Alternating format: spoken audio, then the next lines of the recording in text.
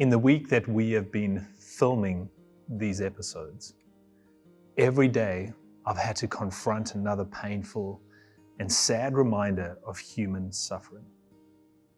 A very dear and close friend lost both parents to COVID-19 in South Africa within a few days. He was also sick and so could not be with or near them as they were dying. The pain and sadness is excruciating as he recounts how desperately he longed to be with them and how so obviously their lives had been cut short. Then a friend just up the road recently had a 5th addition to their beautiful family. A beautiful baby girl, only to discover that her tiny body is being ravaged by cancer.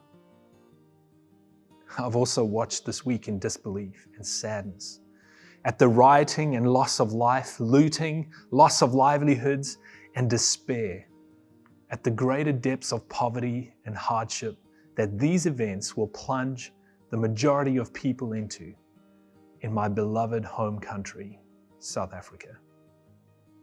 The list goes on.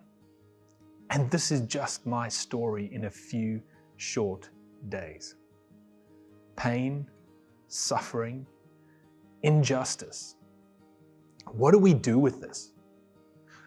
And more pointed, what do we do with this in light of the story of Jesus, who he came and declared to be? And when he claimed that at the very core of God is this idea of love. How can a loving God allow for so much suffering? This question of suffering plagues us all. Many, like the scientist Richard Dawkins, have chosen to answer it with statements similar to this. They look at the combined, seemingly impersonal forces that have forged our bodies through suffering, violence, and death, and declare that the universe has precisely the properties we should expect if there is, at bottom, no design, no purpose, no evil, no good, nothing, but blind, pitiless indifference. Is that all there is? The claim by many is that there is no way a loving God would allow people to go through suffering. And why would he allow people to suffer who he claims to love? Why not just put an end to it? Why does he not free us from it? Why does he not stop the suffering in the world? It leaves many to conclude that either there is no God, or if there is a God, he's heartless or powerless. I too believed this and embraced this sentiment for a time, but then very quickly realized that removing God from the equation does not solve the tension. We still suffer. Interestingly enough, when we suffer, we wonder why. And the fact that we keep wondering and wanting to run away from suffering leads many to conclude that actually this is not what is meant to be. This is not how life is meant to play out. If it was, then why do we struggle with it? Philosopher and author C.S. Lewis has a famous quote where he says, "If I find in myself a desire that nothing in this world can satisfy, it must mean that I was meant for another place." The philosophical notion behind that idea is that somehow our senses, our sensibilities leads or directs us to our true humanity. Put another way, if there is no God and natural forces and death and violence is all there is and how we came to be, then why do we feel so strongly that it is wrong or shouldn't be? With the same belief in science, but different beliefs about God, Cambridge scientist Simon Conway Morris poses this question: what if the moral structure and ethical voice, the endless yearning for a world made good, are not the fancies of a mere ape, but rather a signpost to deep realities in which our destiny may be involved. You see, atheism, or taking God out of the picture, amputates any hope. We are just children making sandcastles in the face of a relentless tide. Or rather, we're not even children. We are computers with delusions of personhood. Yet many who lose confidence in God because of pain and suffering still hold to the belief that there must be some kind of purpose, some kind of meaning to extrapolate from all of this. Quickly, we find that abandoning or deleting God from the equation leaves us in no better or clearer place than before, and certainly doesn't satisfy the longing and yearnings or questioning of our soul. Is there another option?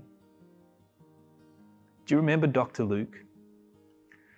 Luke is credited with writing the Gospel of Luke, but also recording the writings in the book of Acts, which in large part covers the life of the early church, and in particular the journeys of a certain guy named Paul, who took the story of Jesus throughout the Mediterranean world.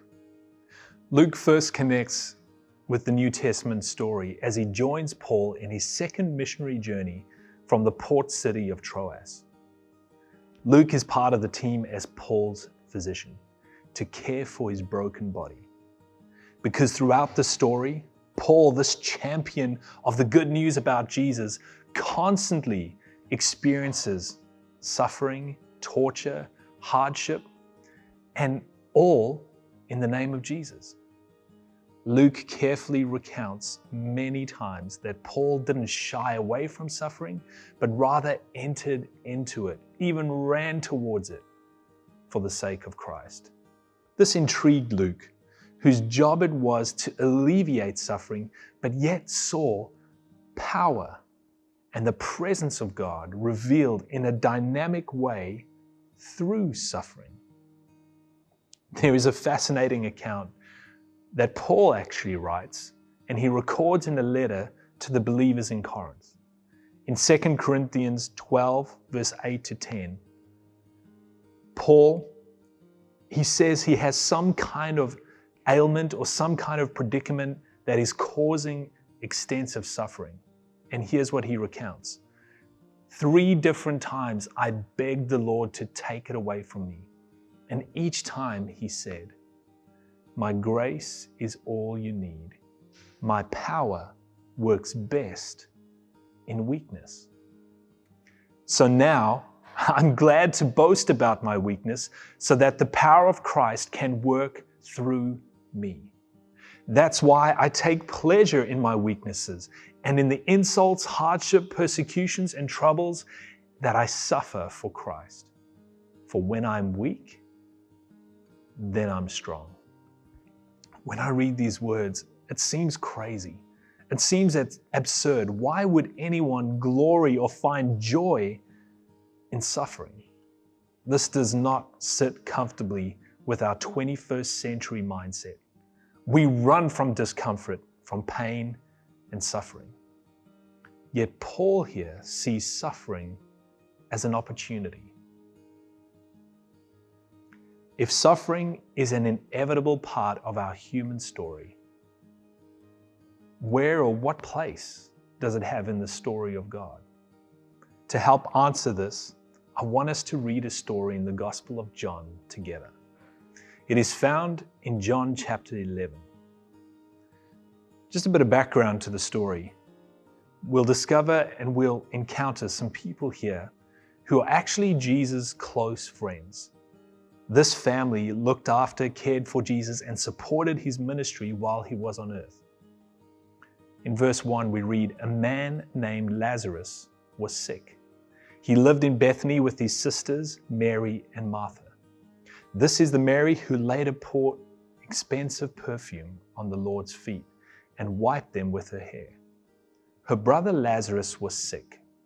So the 2 sisters sent a message to Jesus telling him, 'Lord, your dear friend is very sick.' But when Jesus heard about it, he said, Lazarus' sickness will not end in death. No, it happened for the glory of God, so that the Son of God will receive glory from this. What did he mean by that? In verse 5, so although Jesus loved Martha and Mary and Lazarus, I want to pause here on that point.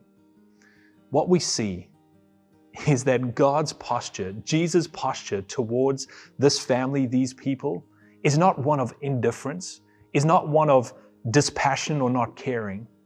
Rather, Jesus loved Mary, Martha, and Lazarus. They were his friends.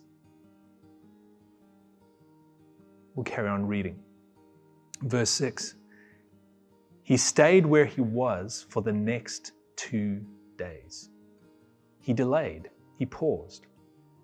Finally, he said to his disciples, "Let's go back to Judea." But his disciples objected. "Rabbi," they said, "only a few days ago the people in Judea were trying to stone you. Are you going there again? Are you going to walk into the face of potential danger? Even though you've chosen to delay for 2 days, why didn't you go immediately? And this is going to be dangerous for us. Why risk it?" Jesus replied, "There are 12 hours of daylight every day. During the day, people can walk safely. They can see because they have the light of the world. But at night, there is danger of stumbling because they have no light." This was classic Jesus. Often when asked a question, often when he tried to explain some things, he spoke in metaphors. And his disciples probably just rolled their eyes and wondered, here we go again. We have no idea what he's saying. Jesus was trying to help them lean into the idea that maybe there is something bigger, maybe there is something more powerful that is happening behind the scenes, in the backstory to what is going on. Right in front of them, the danger they faced or the sickness that was happening to their friend, there might be something more to the story than just what you see. We'll carry on reading. Then he said, "Our friend Lazarus has fallen asleep, but now I'll go wake him up." The disciples said, "Lord, if he's sleeping, he'll soon get better." They thought Jesus meant Lazarus was simply sleeping, but Jesus meant that Lazarus had died. Here again, Jesus gives a little hint, a little clue to a grander story that is busy unfolding. He uses the word sleep to describe death. That at the end of sickness or at the end of pain and suffering, we fall asleep. We rest. When the pain and the hurt in our bodies becomes too much and too hard for us to manage, our bodies take a pause. We rest. We sleep. So he told them plainly, "Lazarus is dead. And for your sakes, I'm glad I wasn't there. For now you will really believe. Come, let's go see." Again, this seems really weird. Jesus, you knew that Lazarus was sick and that he was going to die. Why did you wait? Why did you pause? You're using all this language that we don't quite understand, and the disciples are confused. Thomas, nicknamed the twin, said to his fellow disciples, "Let's go too and die with Jesus." When Jesus arrived at Bethany, he was told that Lazarus had already been in the grave for 4 days.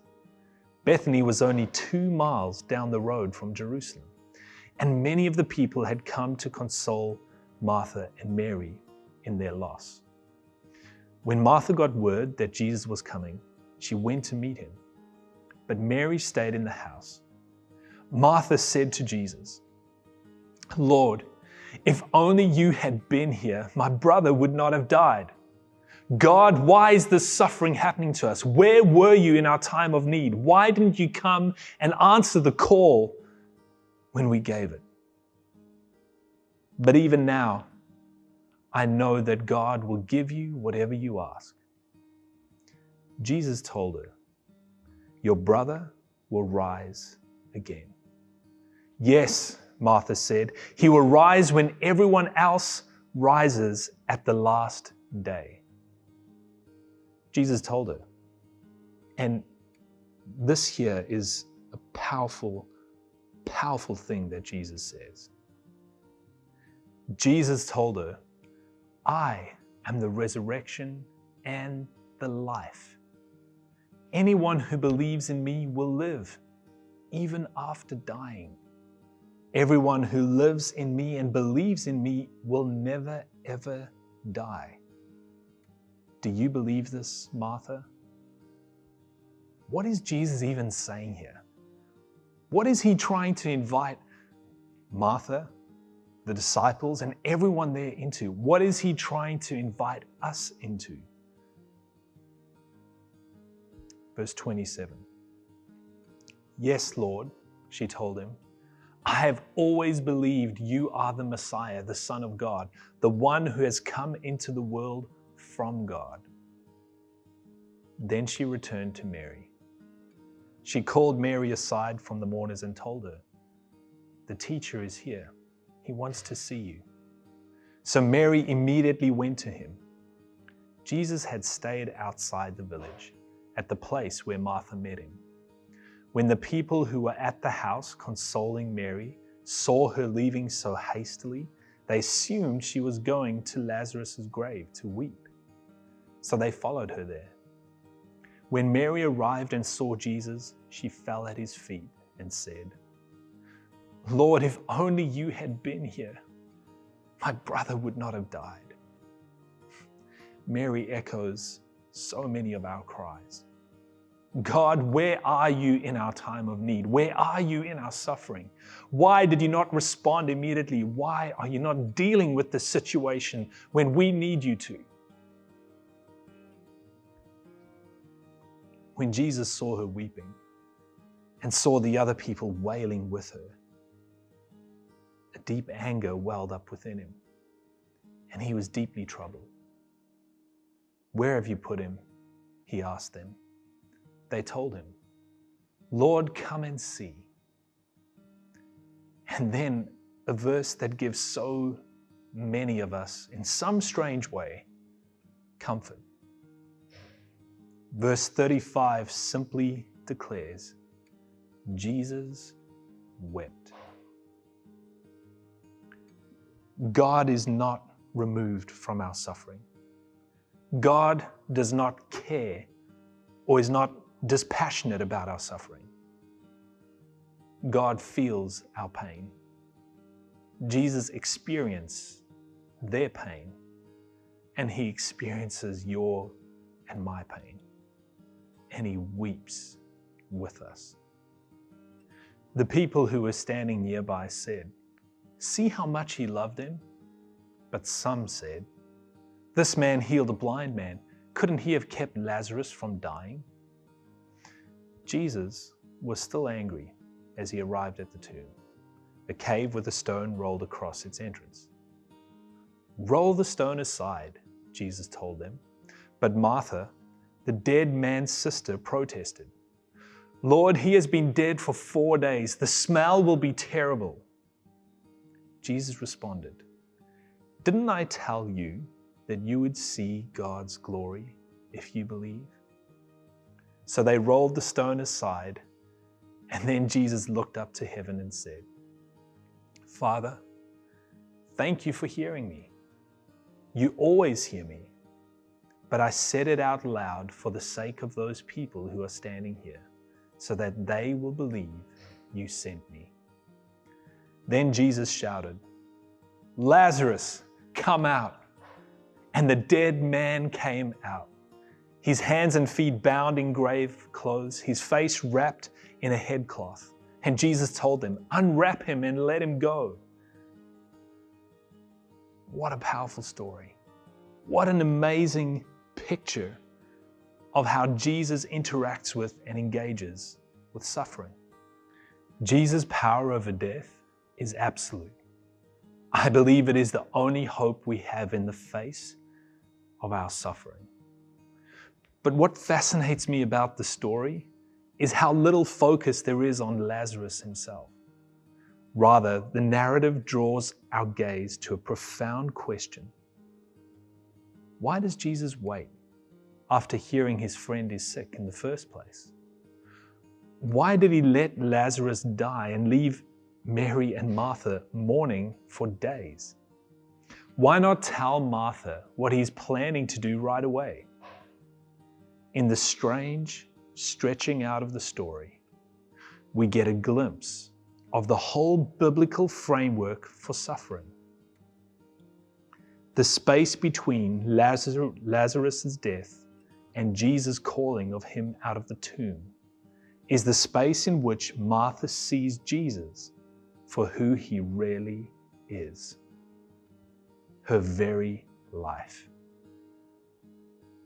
The story illustrates both suffering and prayer.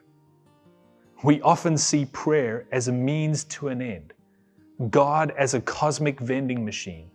Insert prayer and expect results to drop into our hands, or kick the machine in anger when we don't get what we want. But the story of Lazarus upends this idea. Jesus is not the means to an end or a mechanism through which Martha can change her circumstances. He is the end.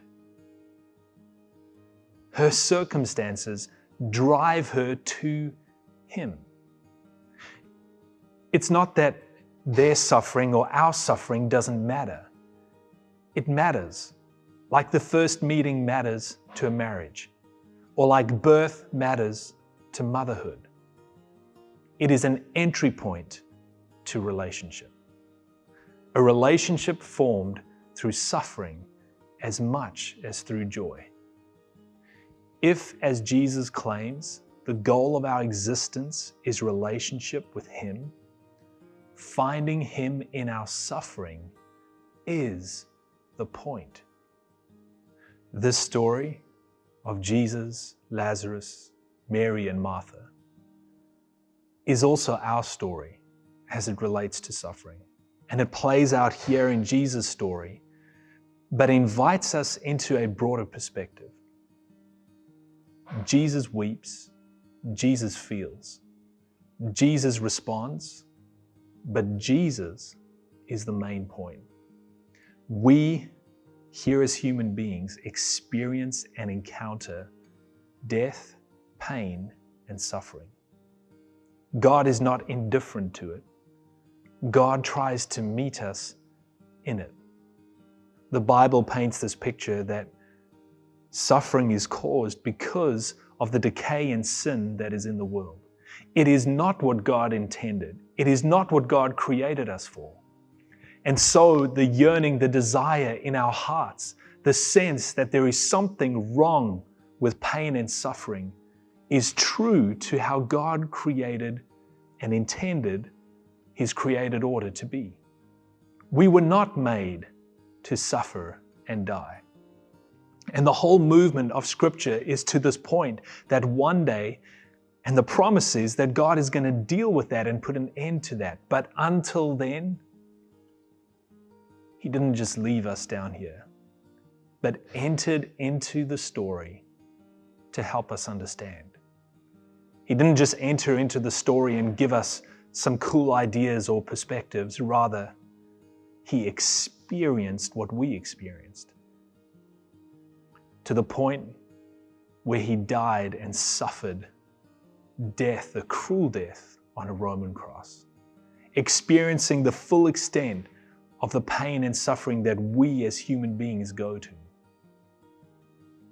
The beautiful thing, though, is that he rose again, securing and giving us the promise that this suffering, this pain is not the end of our story and is not the only reality that we face, but there is a future, there is a hope, there is a new heaven and a new earth that he has already secured through his resurrection and that he promises to you and I as we put our faith and trust in him. So for us, he is the end. He is the goal. And it's in our suffering and in our joy that he invites us to engage with him, to connect with him, and to find Him. So what if? What if suffering is not to be run away from or not to be explained away, but rather what if suffering is a way for us to truly realize and encounter who Jesus is, truly realize and embrace that this world is not our home, and truly come to know who Jesus is and why He matters in your story and in my story. Join with me as we pray. Lord, we thank You that as we encounter this story and engage this question, we see that You are a God who cares. You are not indifferent to our suffering. Rather, You cared enough to come into our story and be part of that story. You cared enough not just to leave us here, but to point us to You and give us a hope and a future. So Lord, may we lean into that. May we lean into You and realize that it is through suffering and in suffering that we truly encounter and can forge a relationship with You. And that one day You will make all things new. In Jesus' name, amen.